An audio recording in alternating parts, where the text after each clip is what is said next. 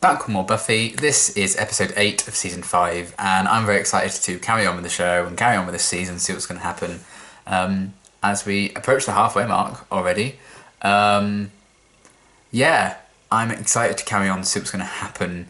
Last episode was really, really cool with the whole Spike backstory and him kind of telling Buffy about how, he killed those previous 2 Slayers, advancing that whole kind of story with those 2.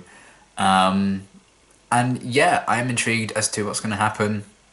Nervous about a few things, like the whole Joyce situation, and eager about other things like the Beast Woman and what role she's going to play as things advance.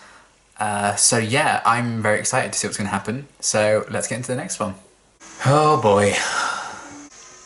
I'm almost glad that Dawn's about, because I'd hate to see Buffy go through that alone. Shop for all your occult needs. Am I right, Travis? I'm almost certain you're not, but to be fair, I wasn't listening. Hey, it's a new phone book. So we get there, and guess what? Tell him, Will. Toom go boom.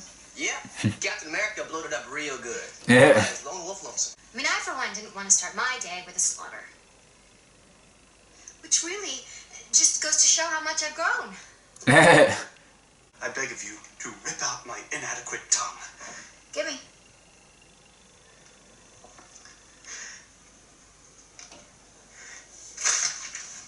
Oh. Me as a demon. Provided you have the other items you need. Don't worry. I'll have them all right. Oh shit. I'll have it all. Oh.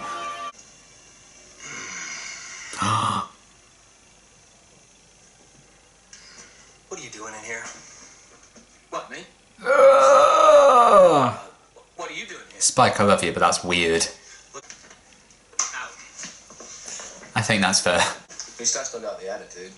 What you got? Piercing glance. Face Oh it. dear. Buffy's got a type, and you're not it. Hey! Hey! Oh, he's very good at pressing buttons. You don't know anything about Buffy. Oh, what did they find? A shadow. I've got a shadow. Somewhere over there. The doctor says it's too early to be concerned. Right? No concern. Right? Just a shadow.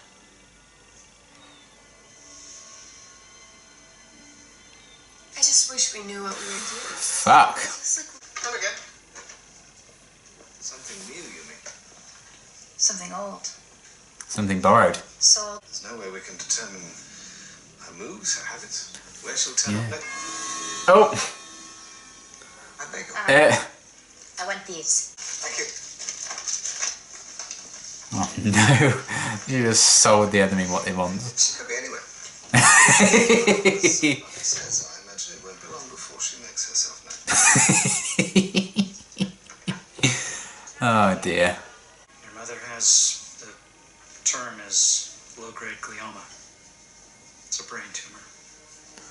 Clinical name is oligodendroglioma. It's in the left hemisphere of the sphere. Is your house near any power lines, chemical plants, waste disposal facilities? Hellmouths. Come back later on this evening and talk to the doc then if you want. My unsolicited advice of the day. Thanks, Ben. Magic. Healing spell. Buffy, people get sick. I don't think magic can help. That attitude's not helping. I have to try. He's trying to be grounded, isn't he? Okay. It's interesting that they're kind of presenting her with something she can't fight as the Slayer. She can't really do anything about. The young woman to whom I sold them would have to have enormous power. Young woman? Dear Lord. What? He's fucked up, Xander. Maybe I'm not making this any better. No. This is better. Oh, this is kind of sweet. I had my 10th birthday party here. No, you didn't. me and Mom and Buffy riding it by ourselves. Oh. Over and over again. She sure cries a lot less with you than she did with Angel. Angel Yeah. made her cry a lot, huh? She doesn't get all worked up like that over you. Ow. We've done just about enough making things worse for one day, haven't we? Why? What do you mean? This is the last thing she needs. Buffy doesn't need to hear about your clumsiness right now. My clumsiness. I mean, that is so... like me. Slippery. Butterfingers. What happened? How did she get away with this bad mojo stuff? Giles. I didn't know it was her. I mean, At least she paid for it. If it's any consolation, I may have overcharged her. Yeah. Just once I would like to run into a cult of bunny worshippers. Thank you very much for those nightmares. Sorry. Yeah. Anyway. Okay, so she's making a monster. What for? What does it do? Scooby-Doo 2? Oh, we're working on it. Well, I can't just sit here. I have to do something. Not just about the demon. Oh! The mayor's back! Oh no! As long as there are no hyenas and praying mantises in there, I think we're good.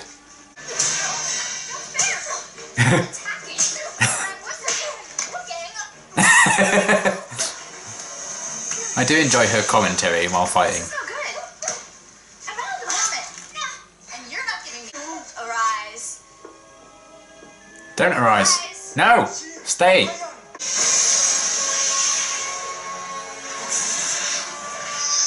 Well, hello! Now find for me the key. Seek it out in the holy places. Oh no. Yes. And you let Buffy go after her? Alone? Let isn't really a factor when she sets her mind to something. You know that.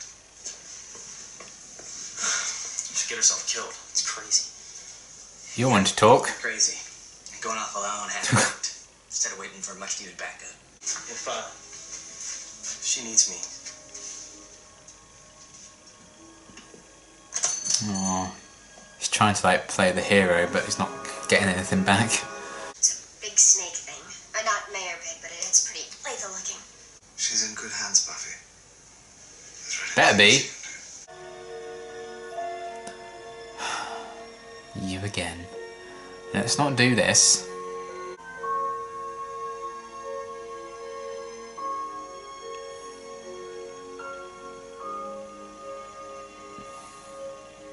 She's breaking my heart. You're not going to turn into a vampire, are you? Just because that's what Angel was.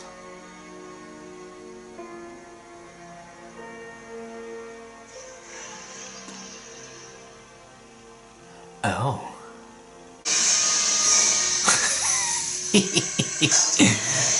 Oh dear. Tara and I did a mini patrol earlier, but Biggie Snake was nowhere to be. Hello. Same. Oh. Did it not like the scream? Or is it just going back to report to Beast Woman? I need to get it before it can tell her.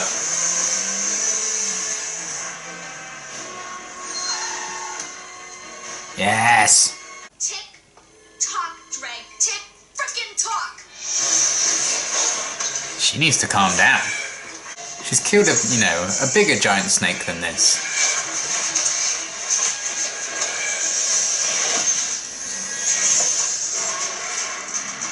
Whoa. That costume's hilarious, I love it. It's like a Power Rangers villain. You just choke out a motherfucking giant snake. I mean, that's badass. Oh, I guess she didn't.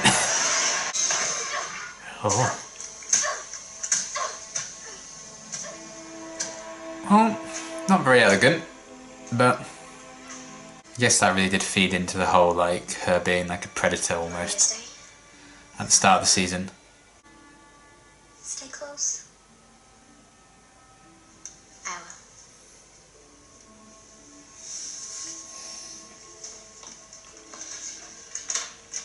Of all the characters to do this to, it's just, oh.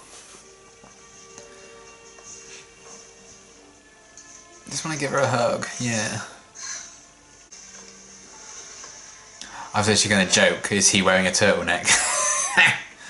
Just let it out. I'm right here.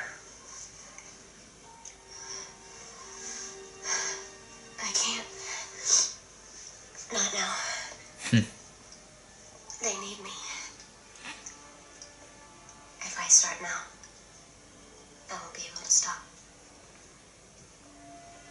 Angel always made her cry. She can't cry for him.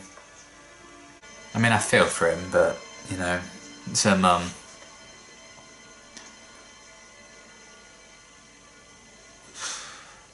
Well, that was a fun episode. Fucking hell. Okay, really, really great episode. I really enjoyed it. Where do I even begin? I'll start with Spike, because obviously he was only really in that one scene, I think. We had like a really sweet moment with him at the end of the last one, with him and Buffy. So of course they had to balance that out with a creepy one. This is the like Spike has feelings for Buffy's side I'd rather not see.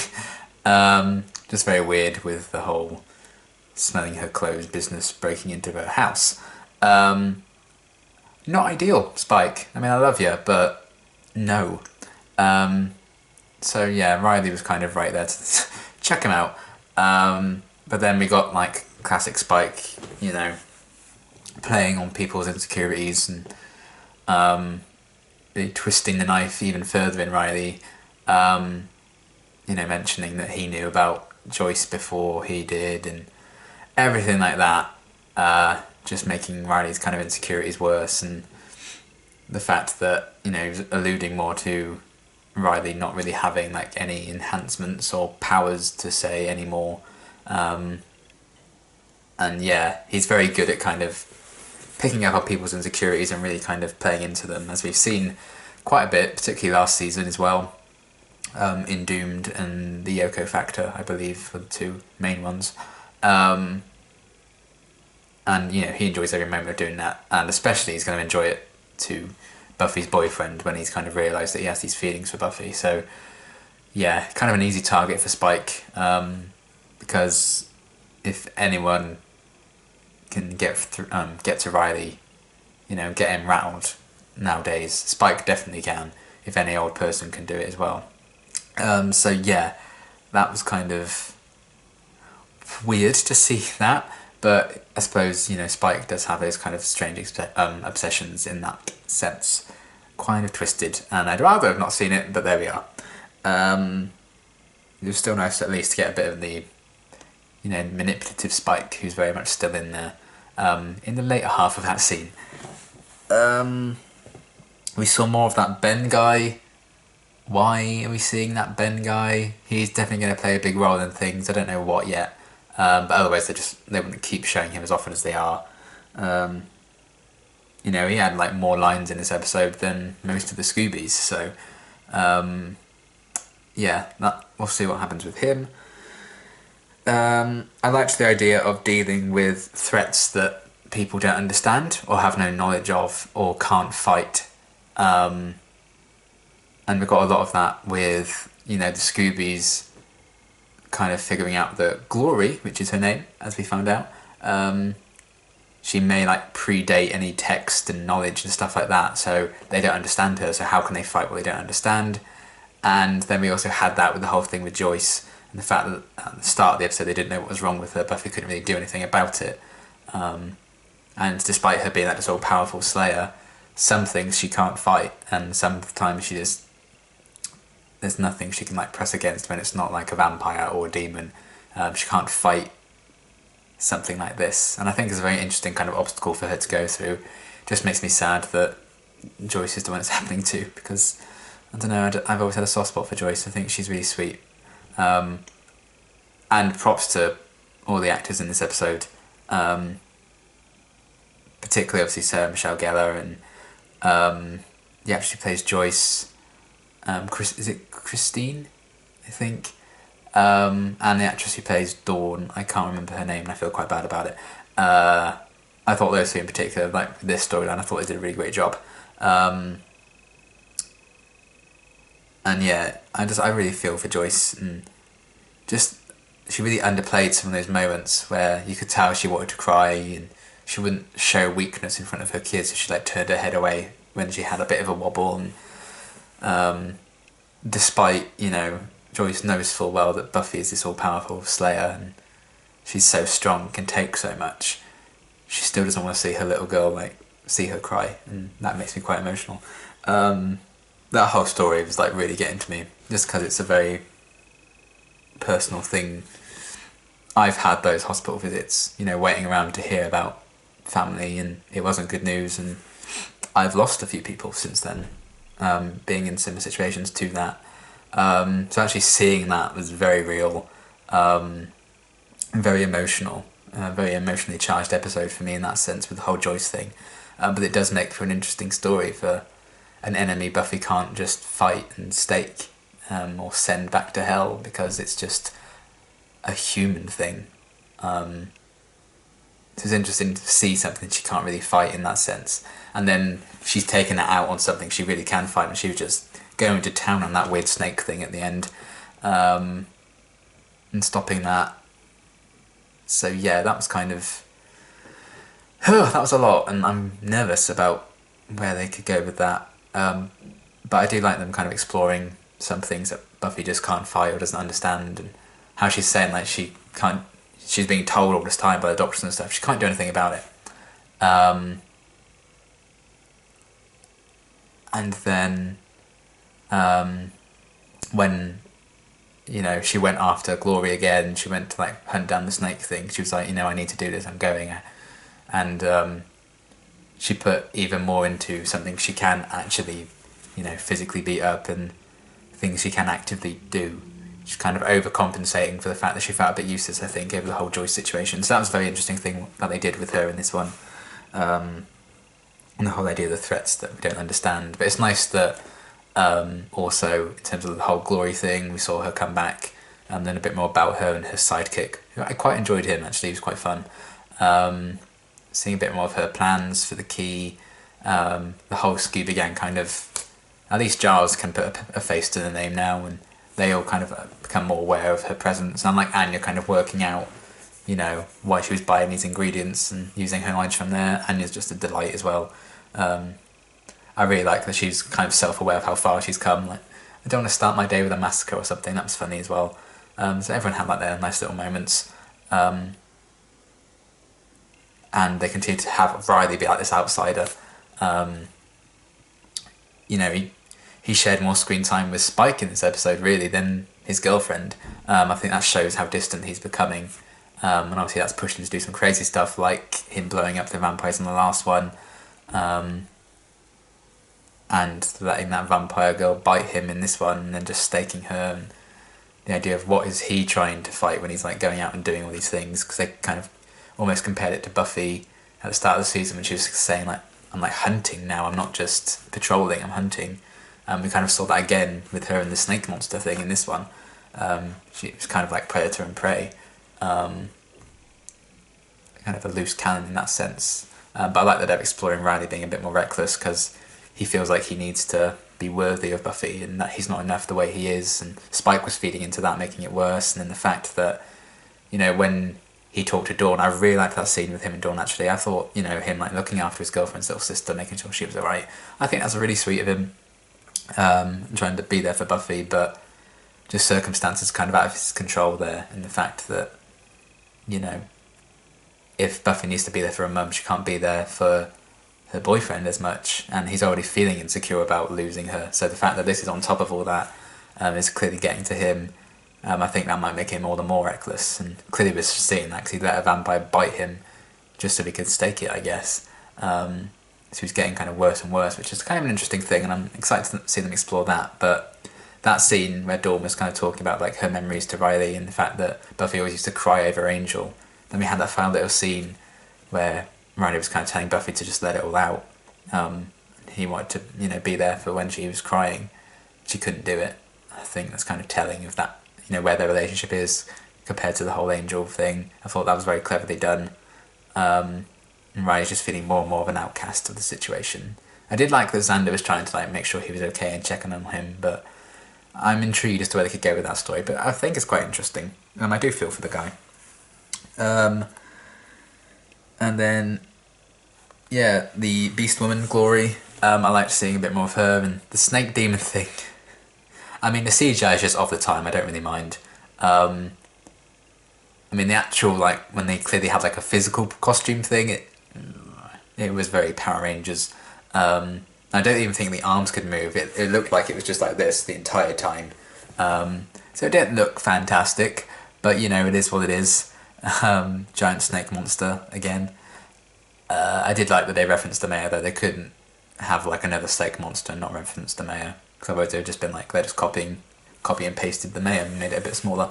And I suppose it still doesn't really excuse it, but I don't really mind. They did use like a cobra from the zoo, which was kind of cool.